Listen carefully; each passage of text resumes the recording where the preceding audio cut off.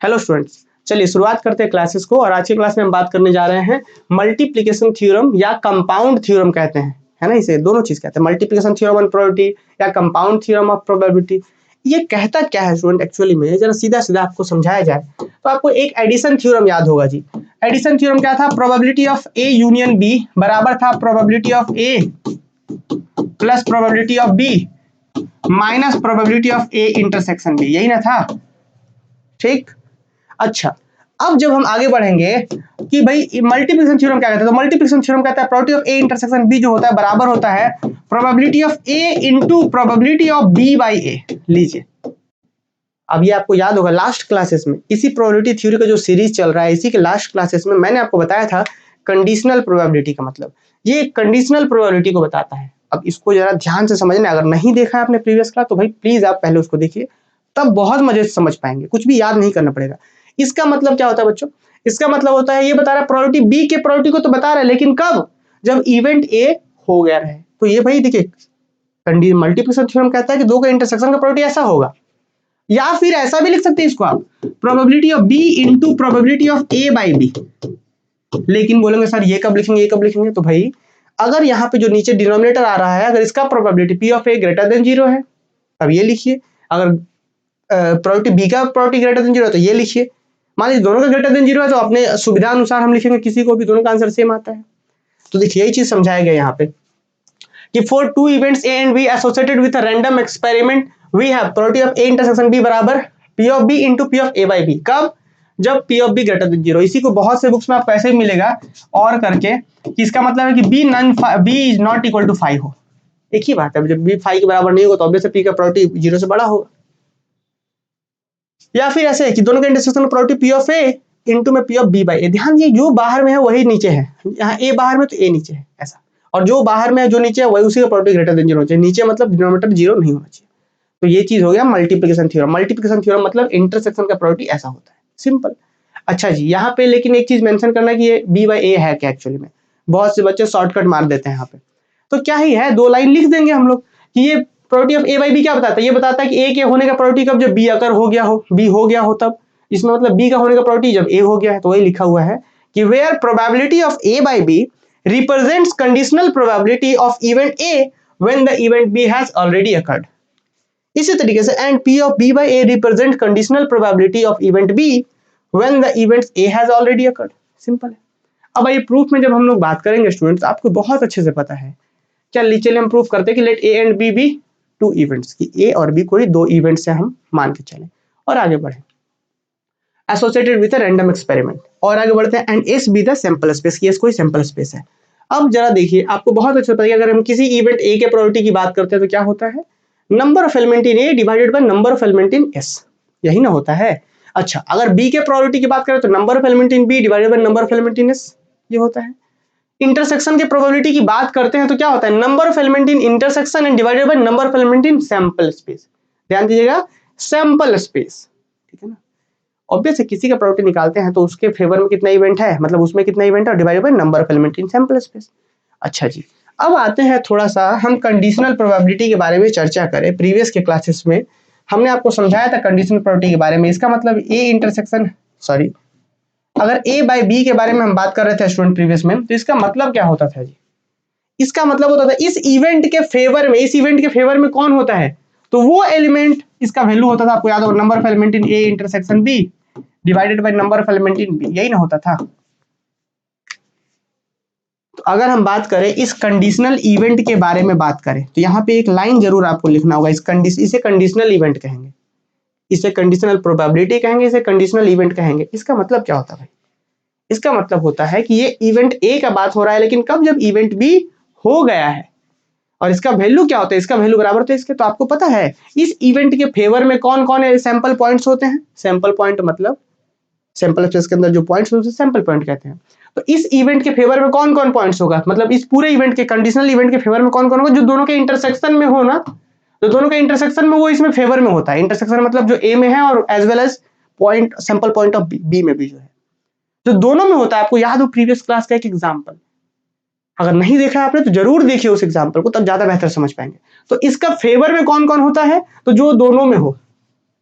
और sample space का इसके लिए काम कौन करता है, जो बी हो, ठीक है ना। तो ये चीज को बहुत प्रेम से लिखा गया है। देखिए तो यहाँ पे लिखा गया है for the conditional event A by B the favourable elementary event must be one of the sample point of B. इस ए बाई बी के फेवरेबल एलिमेंट्री जो इवेंट होगा must be a point of B, कि B का एक point जरूर होगा क्योंकि इंटरसेक्शन में होता है। इसी को दूसरे शब्दों में भी लिखा गया है, तो आप इतना भी लिख सकते हैं या इसको भी लिख सकते हैं। तो आगे नीचे और लिखा गया है for the event A by B the sample space is B, कि इवेंट ए बाई बी के लिए सैंपल स्पेस का काम कौन करता है, बी करता है सैंपल स्पेस का काम। अच्छा, and out of the N of B, इसमें से जितने नंबर ऑफ एलिमेंट्स हैं उसमें से जो दोनों के इंटरसेक्शन में वो फेवरेबल हो जाते हैं। तो out of the number of element in B sample points कौन, दोनों जो इंटरसेक्शन में है वो क्या होगा, आर फेवरेबल टू इवेंट, जो ए के फेवर में होंगे वो सारे। तो ये जरूर आपको लाइन लिखना है, बाकी आगे कुछ नहीं है प्रूफ में। इसका प्रूफ क्या करना है, हमें पता है जी, हमें क्या पता था, कंडीशनल प्रोबेबिलिटी जो हमने लास्ट क्लासेस में सभी बच्चों को समझाया था कि probability of A by B किसके बराबर, तो number of element in A intersection B divided by number of element in B.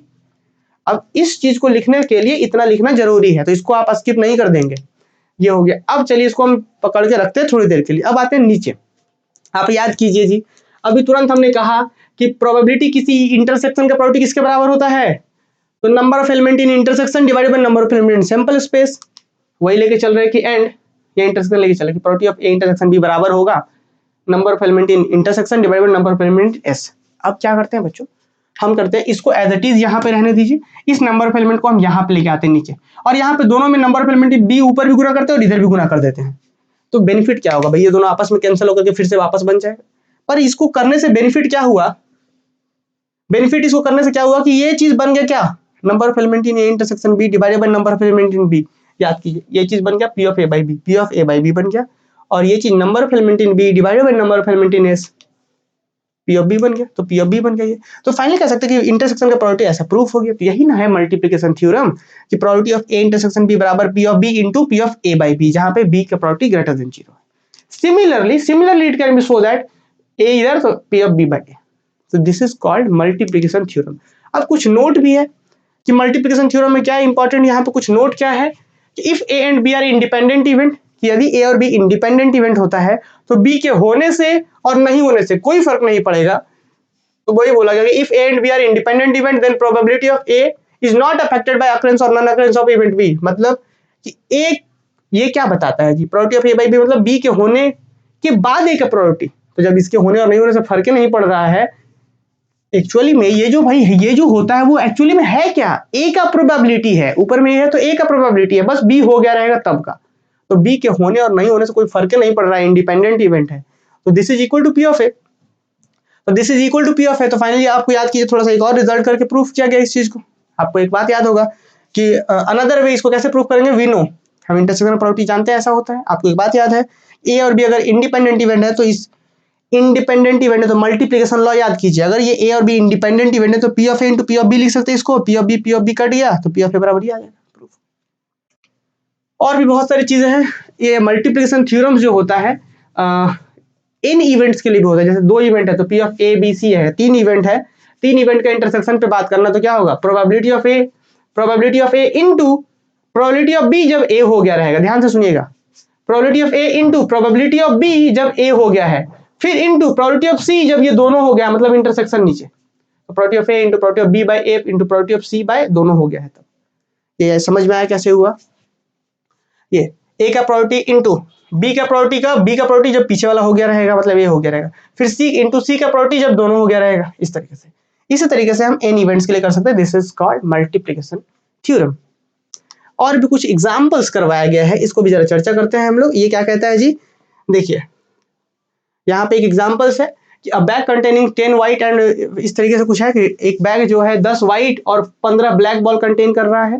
One ball is succession one ball is drawn is succession without replacement, निकाल के रख लिया गया without replacement, वापस नहीं किया गया।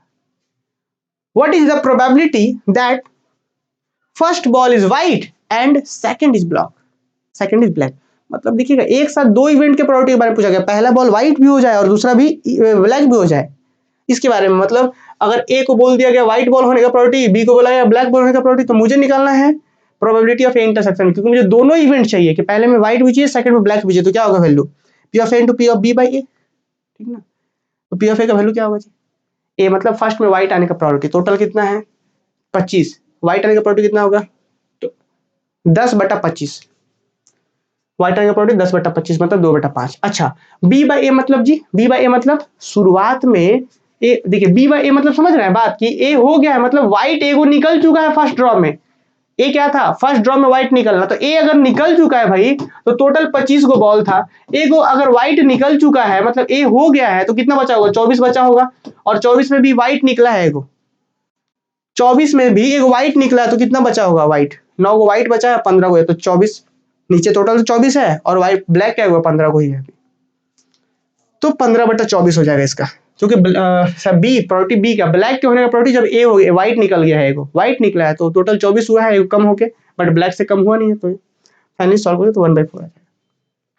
तो ये तो जस्ट क्विक रिवीजन है, बाकी क्लासेस में बहुत प्रेम से और भी डिटेल में डिस्कस किया गया है, अगर आप लोग कंप्लीट कोर्सेज चाहते हैं तो जरूर एक बार विजिट कीजिए, है ना।